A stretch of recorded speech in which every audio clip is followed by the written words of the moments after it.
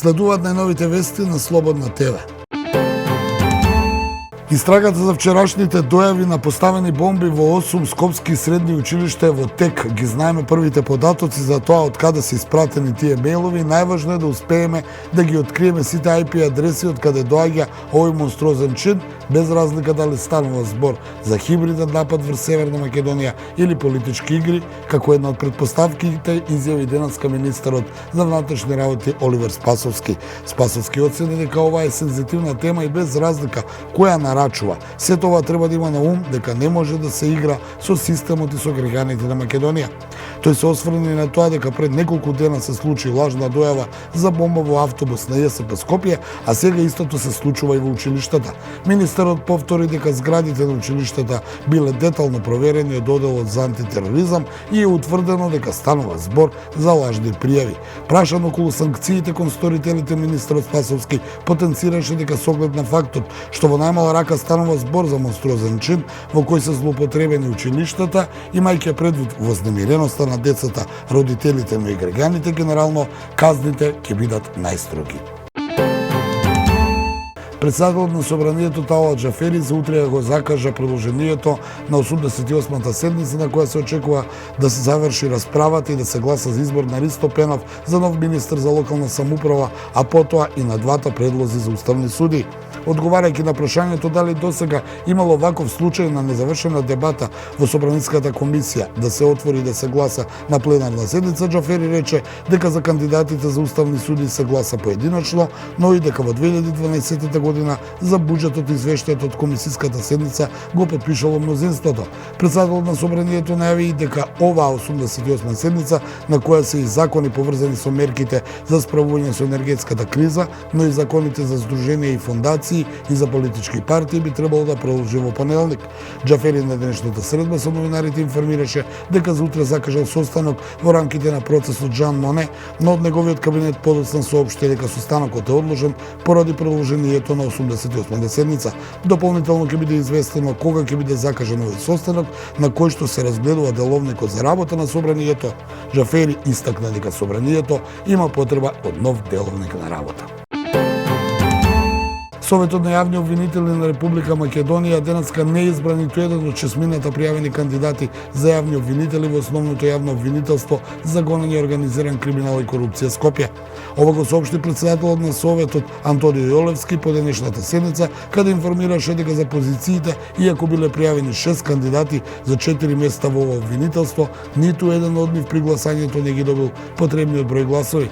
На денешната седница според најавата требаше да се изгласа и составот на комисијата што ќе го спроведе изборот за председател на основното јавно обвинителство Скопје на местото на суспендираната Вилма Русковска, што треба да се одржи на 7 ноември.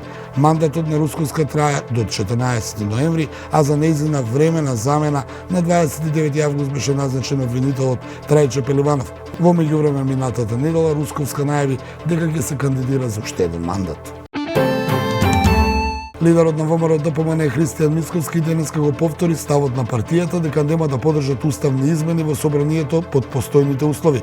Мицковски претходно изјави дека ВМРО ДПМН ќе подржи уставни измени само доколку добие гаранции од Европската унија дека земјата ќе влезе во унијата и дека за време на пристапниот процес Бугарија нема да става нови вета.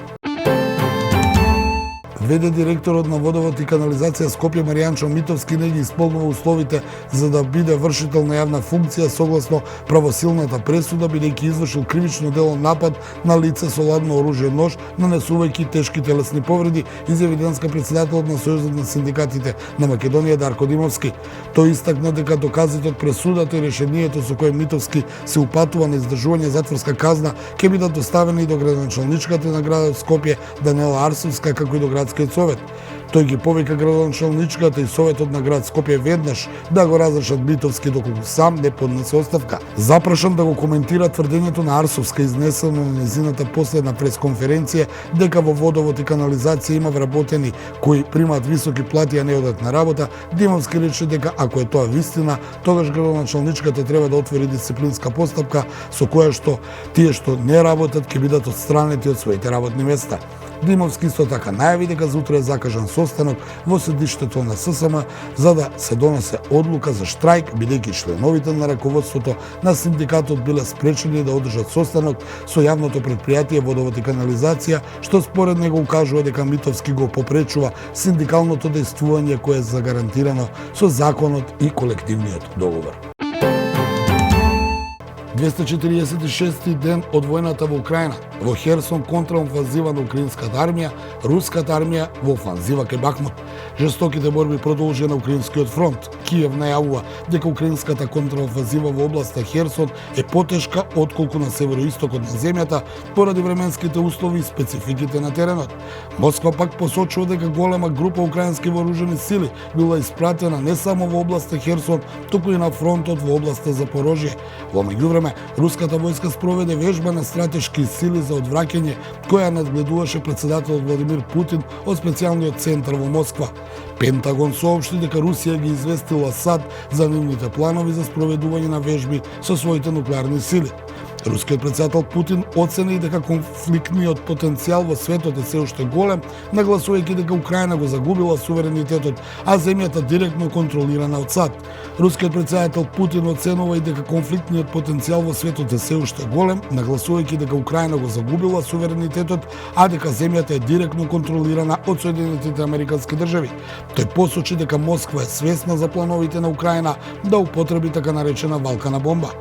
Киев им препорача на украинците кои избегале во странство да не се враќаат во земјата пред пролетта поради зголемената загриженост за тоа колку тешко оштетената енергетска инфраструктура ќе функционира во текот на претстојната зима. Координаторот за военни ситуации на Обединетите нации Мартин Грифитс пак рече дека е релативно оптимист за договорот што ќе овозможи извоз на жито од Украина да продолжи преку Црното море и дека верува дека договорот ќе биде продолжен во ноември. Ги следевте најновите вести на Слободна ТВ.